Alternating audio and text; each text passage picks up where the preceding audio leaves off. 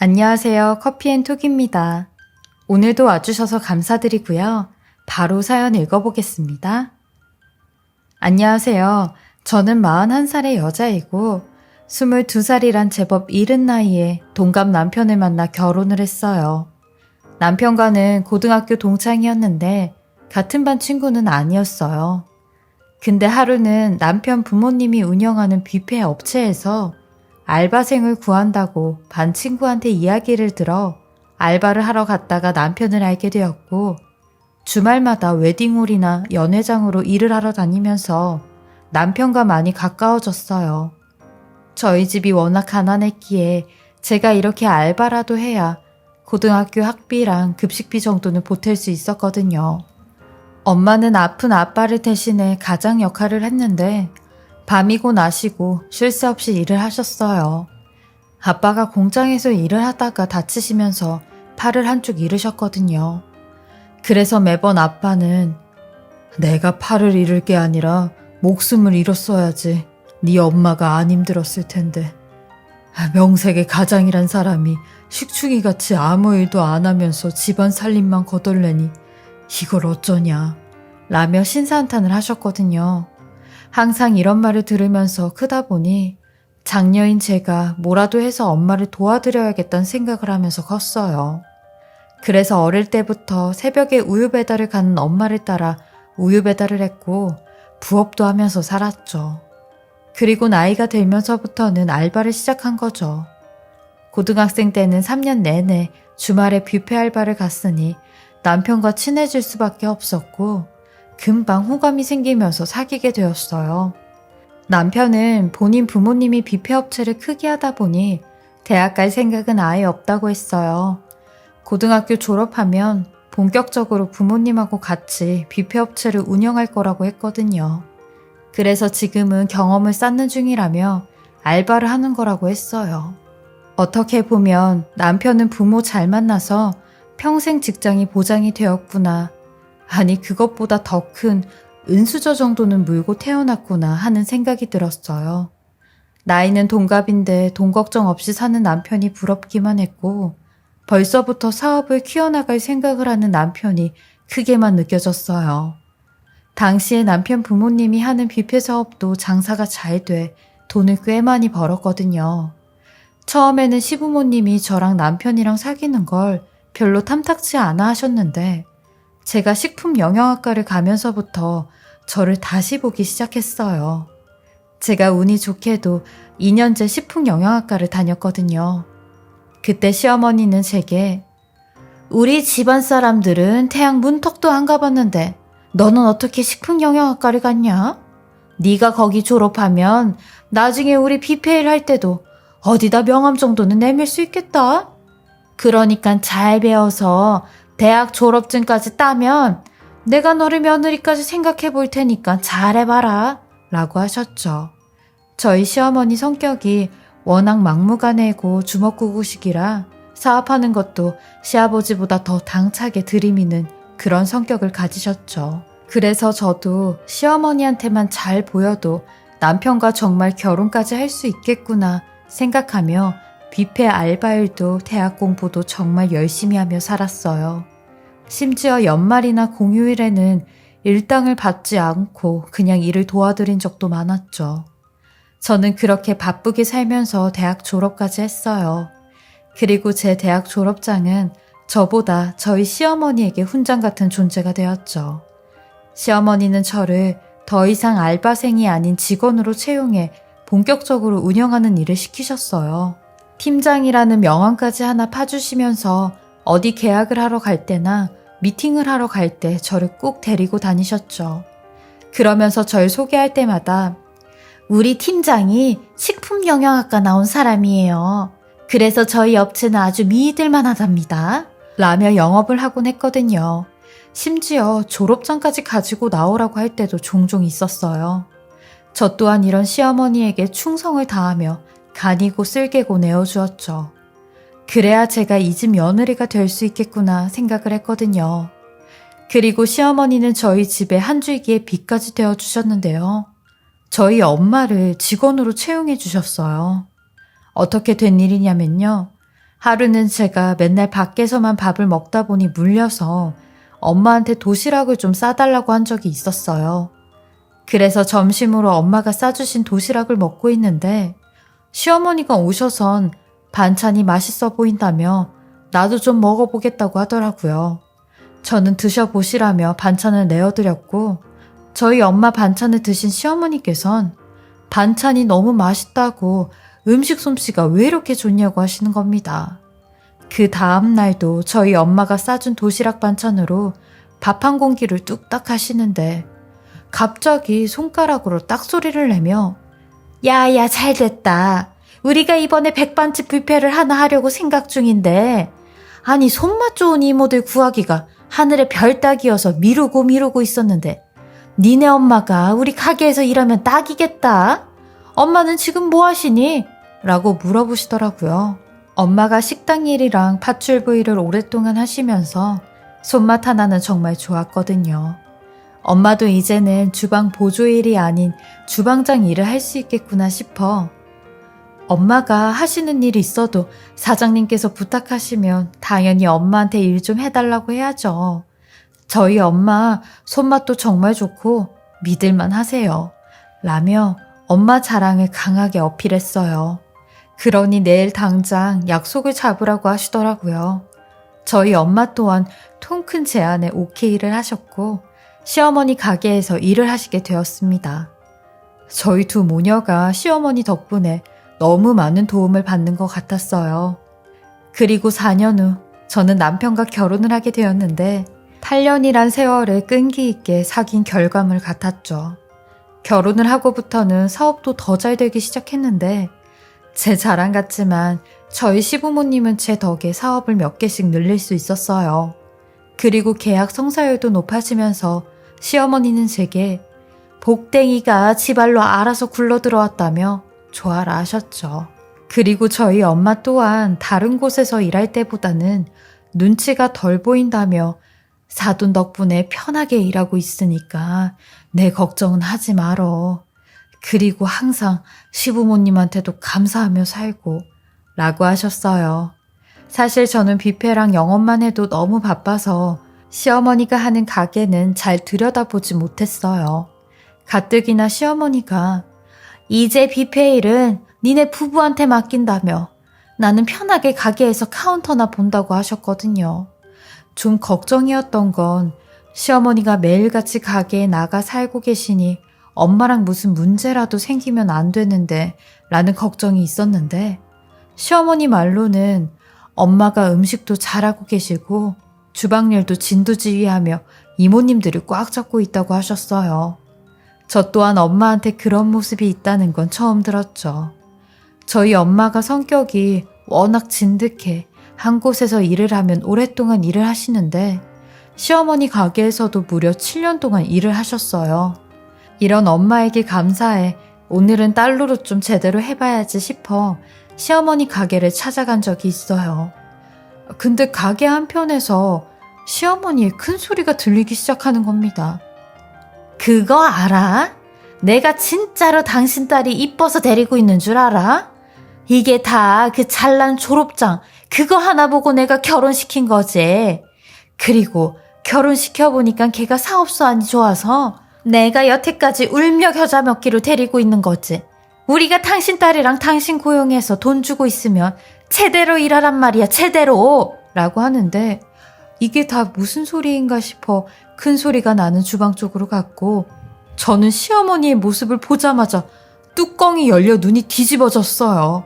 아니 시어머니가 저희 엄마의 멱살을 잡고 있는 겁니다.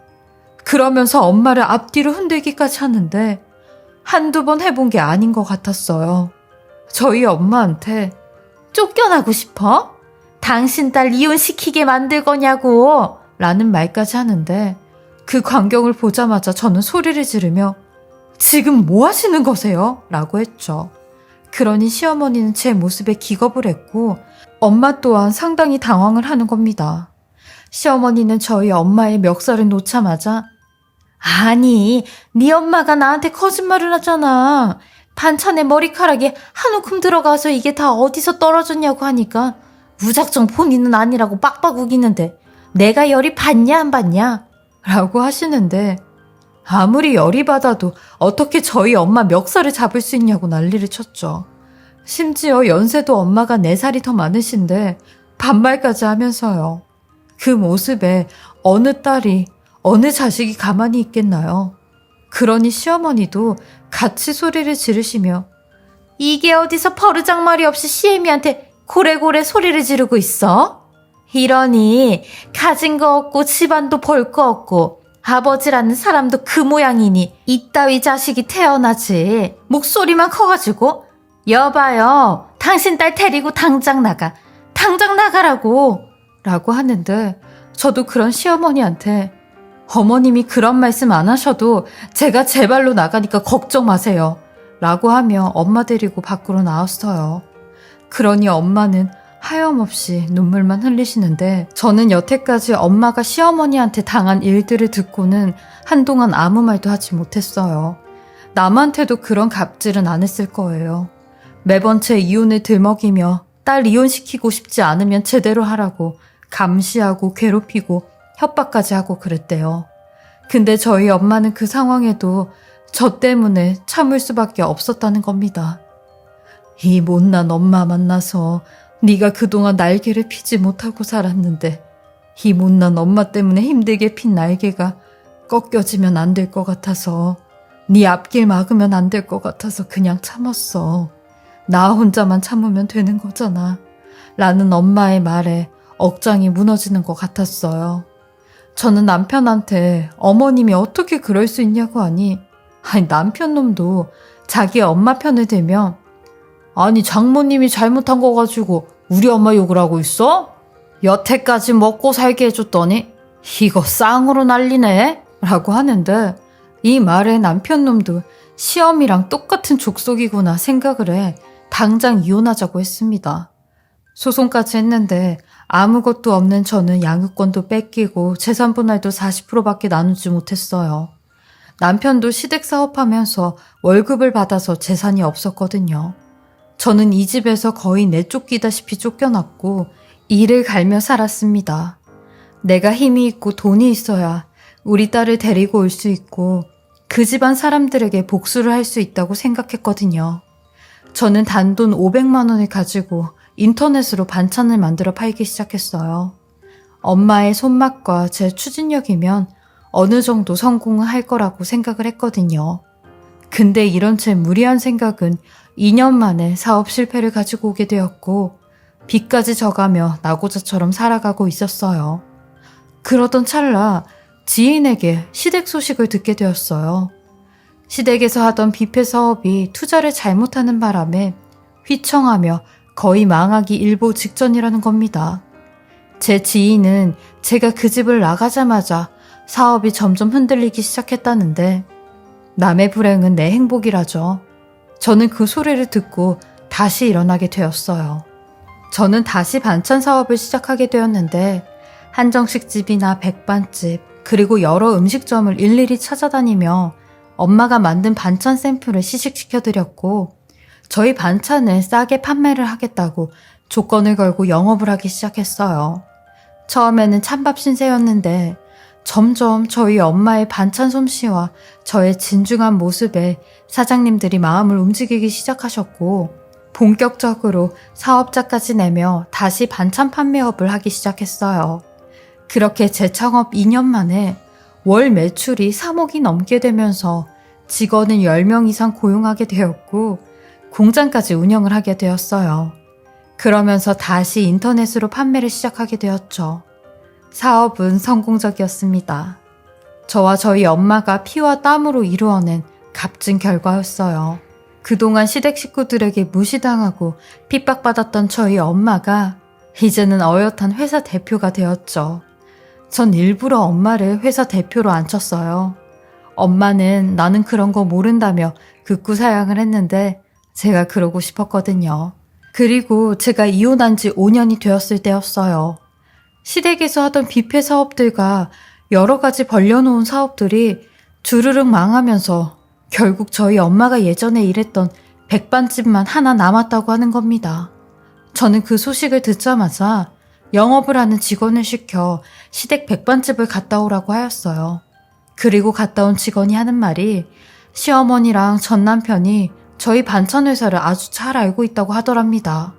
업계에서도 소문이 자자하다며 생각해보고 연락을 하겠다고 했다는데 제 예상대로 며칠 뒤에 연락이 왔고 계약을 하겠다고 했대요. 저는 그 말에 계약을 하러 가는 날 영업사원 대신 제가 직접 엄마를 모시고 백반집으로 갔습니다. 가면서도 얼마나 심장이 두근대던지 심장이 몸 밖으로 튀어나오는 것만 같았죠. 저는 일부러 고급 세단차를 끌고 백반집을 찾아갔고 주차가 안 되는 가게 바로 앞에 차를 세웠어요. 그러니 몇 분도 안 돼 시어머니가 가게에서 나와선 저기요, 아니 가게 앞에 차를 이렇게 세워놓으면 어떡해요? 사람들이 이래 무식해가지고 저기요, 창문 좀 내려보세요 라고 하는데 저랑 엄마는 심호흡을 한번 크게 가다듬고 차문을 열고 밖으로 나갔습니다.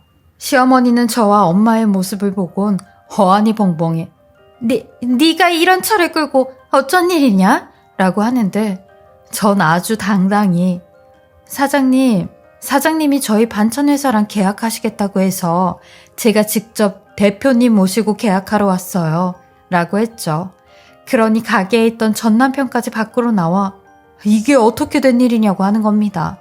그러니 저희 엄마가 전 남편에게 명함을 하나 던져주며 내가 이 회사 대표일세 라고 하는데 엄마의 그 말 한마디에 그동안 맘고생하고 그동안 흘렸던 눈물이 한 번에 날아가는 것처럼 기분이 홀가분했어요.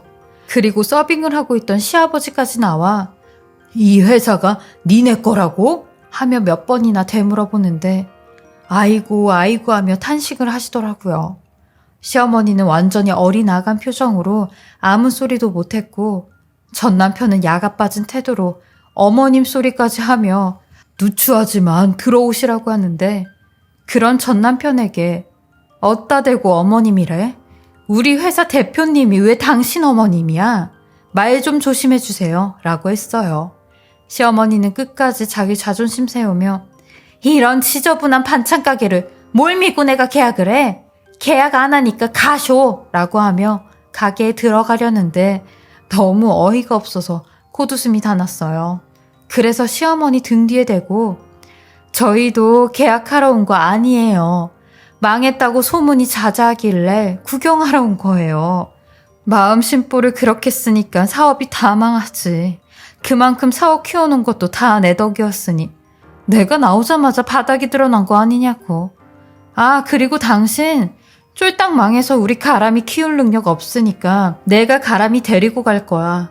곧 양육권 변경 소송할 거니까 알아도 하며 엄마 모시고 그 자리를 빠져나왔습니다. 차 안에서 엄마와 저는 얼마나 울었는지 몰라요. 그동안에 당했던 서름과 세월, 그리고 여기까지 올라온 역경까지 모든 게 복합적인 심경이었죠. 그 후로 저는 양육권 변경 신청이 받아들여져 딸을 데리고 살 수 있었어요. 지난 5년 동안 면접 교섭권이 있어도 제대로 쓸 수도 없게 시댁에서 막아버렸거든요. 근데 저희 시어머니 웃긴 게 틈만 나면 저한테 연락을 해선 저희 딸 보고 싶다며 회사로 찾아간다고 하는데 아니 제 딸 보고 싶은데 왜 회사로 온답니까? 웃기지도 않았죠. 전 남편은 아예 대놓고 딸이랑 셋이 만나자며 그동안 미안해서 이렇게라도 해야겠다는데 아주 조금만 더 있다간 다시 합치자고 할 기세더라고요. 저는 그런 전 남편한테 껄떡대지 말고 연락도 하지 말라고 했어요. 법원에다 적금 금지 신청 한번 내봐야 정신 차리냐고 따끔하게 얘기해 주었죠. 그러니 시어머니랑 둘 다 연락은 없더라고요. 사실 제가 이 자리까지 온 것도 꿈만 같고 믿기지 않을 때가 많아요. 엄마 때문에, 엄마를 위해 이 자리까지 온 게 아닌가 싶어요. 비록 이혼이라는 아픔과 상처가 남았지만 저는 끝까지 딸로서, 엄마로서, 그리고 경영인으로서 열심히 살아야겠다고 생각하고 있습니다. 제 이야기 끝까지 들어주셔서 감사드리고요. 다들 행복하시고 좋은 일만 가득하시길 바라겠습니다. 지금까지 커피앤톡이었습니다. 오늘도 제 채널을 봐주셔서 감사합니다. 저는 다음 영상으로 또 찾아뵙겠습니다.